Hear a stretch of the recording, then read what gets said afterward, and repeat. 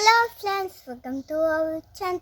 ഇന്ന് നമ്മുടെ പറമ്പിൽ ഒരു ബട്ടർഫ്ലൈ ഇല്ലേ, ബാക്കിൽ നോക്കിയാൽ ഒരു പാമ്പ് പോലെ ഇല്ലേ. ഇത് ഞാൻ യൂട്യൂബിലുണ്ടായിരുന്നു, പക്ഷെ ആദ്യമായിട്ടാണ് വരുന്നത് ഇവിടെ. ഇനി ഞാൻ എല്ലാവർക്കും കാണിക്കാൻ പോവാണ്. ഇതെല്ലാവരും കണ്ടോണം. അതാ അവിടെ